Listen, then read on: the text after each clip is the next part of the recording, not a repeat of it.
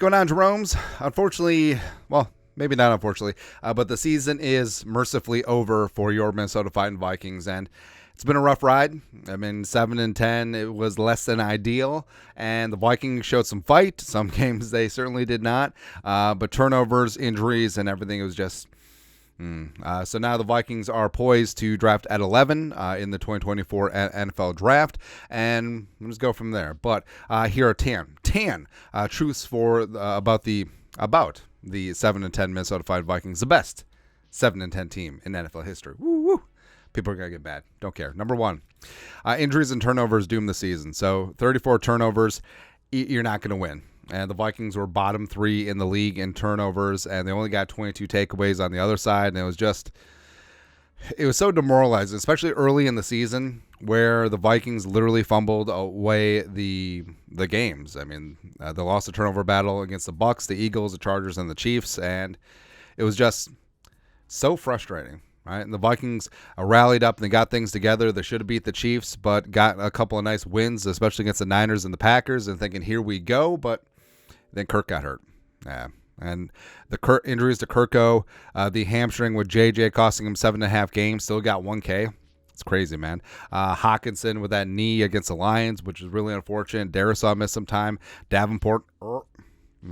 Also, Bradbury missed some time in there as well. Murph got hurt. So, yeah, just really in a string of unfortunate injuries. And, yes, every single team deals with injuries, but key players over and over and over again for the Vikings was just too much. Just too much, man. Next up, number 2.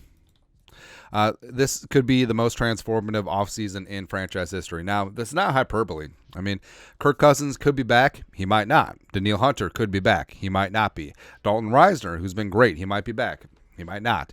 And also, depending on what happens with Kirk, depending on what happens with the quarterback of the future, I mean, the future with Justin Jefferson could be up in the air as well. So this could be a doozy of an offseason coming up for the Vikings. Now, ideally, cap-wise, they can make this work.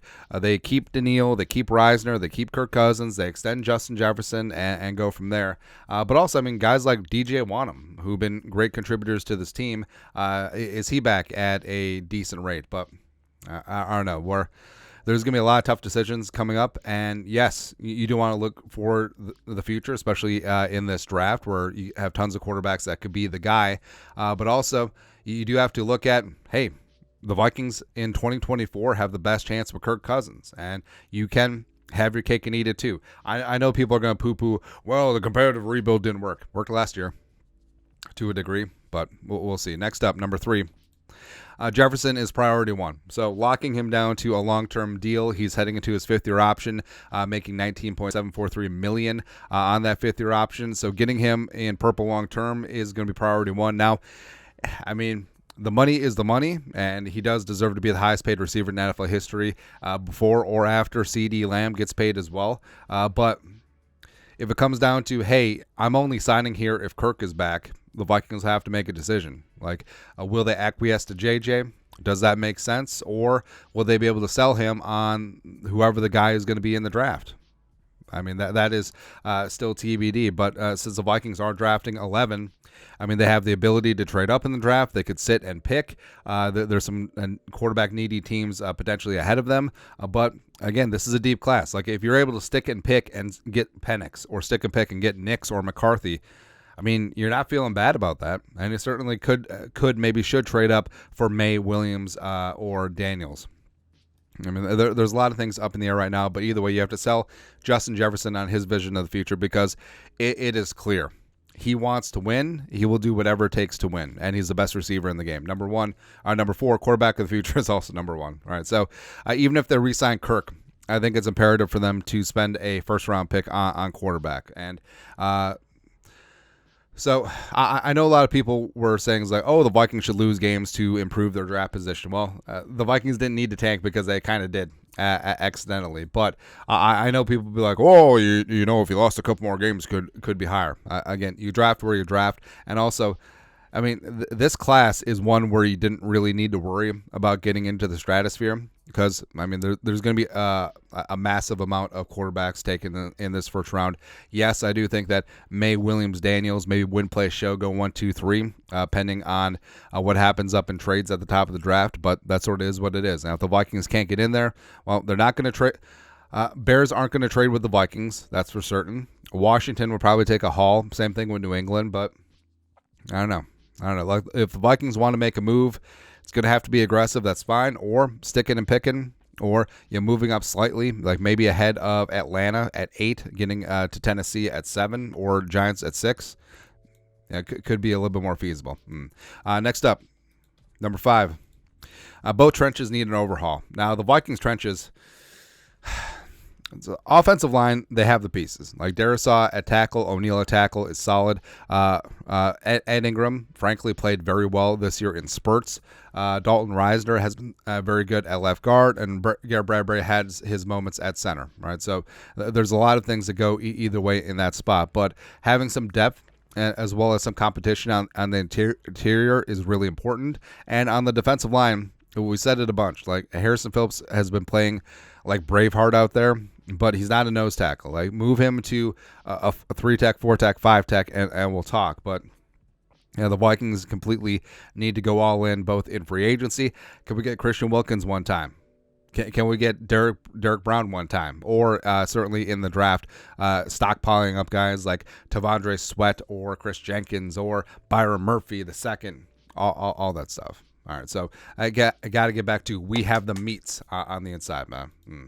Next up, number 6, new blood on the coaching staff. Now, a lot of these things, whether it's the delay of game penalties, whether it's pass blocking with the running backs, whether it's coverage with the corners, I mean, that comes down to coaching. I mean, yes, it's on the players, but at a certain point, like, you can't get rid of all the players, and it comes down to technique and fundamentals. And Curtis Modkins and the run game coordinator, running backs coach, maybe he needs to be held accountable. Wes Phillips, of course, had his off-the-field stuff, and the offense didn't really have pop at times. But injuries, yes, to a degree, are an excuse, but sometimes they're not an excuse. Also, remember that the Vikings didn't have a defensive line coach or outside linebacker coach for most of the season, left for personal leave. Also, Durante Jones in the secondary. I don't know, man. I don't know, but it could be a spot where there could be some new faces in the coaching staff. Next up, number 8. So Kevin O'Connell needs to progress as a coach. And yes, you could say, well, it didn't have Kirk. Yes, all these injuries. Yes, no JJ. Yes, no Hawkinson. I agree, but the play calling was flat all the way around, and there wasn't. You could say that the game plan was there, that just didn't execute it. I mean, you could say that it's fine, but game management was tough.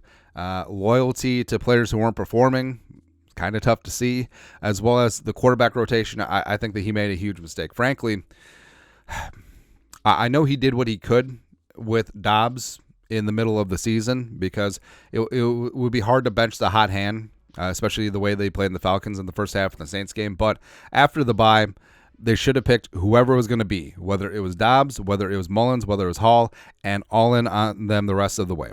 Right, so the gong show didn't help anyone, especially did not help the quarterbacks. Right, and having a quick hook like you did with Dobbs against the Raiders and Jaron Hall against the Packers, that didn't make sense. All right, so you could say, well, it's backup quarterbacks. What do you expect? Well, we expect better, and he could have handled that situation a lot better. Plus, the play calling at the end of some of those games, those very close losses, was just unacceptable. Especially the Broncos, especially the Bears, especially the Bengals. It's just tough, man. Stuff. So I know that he's learning how to be a head coach and be a play caller on the fly. Got to have better. Got to be improved. Next up, number 8. NFC North is going to be tough. So Detroit ain't going away. Looks like the Packers may have a little something with Jordan Love, but more importantly, Jaden Reed, and their defense is tough. The Bears, I mean, could have the number 1 overall pick, so Caleb Williams could be in the division, or Drake May could be in the division long time. So, I mean, the Vikings are going to have to step up their game, because the NFC North, it ain't going away. It ain't going away. It's going to be a tough-ass division for the foreseeable future. Next up, number 9.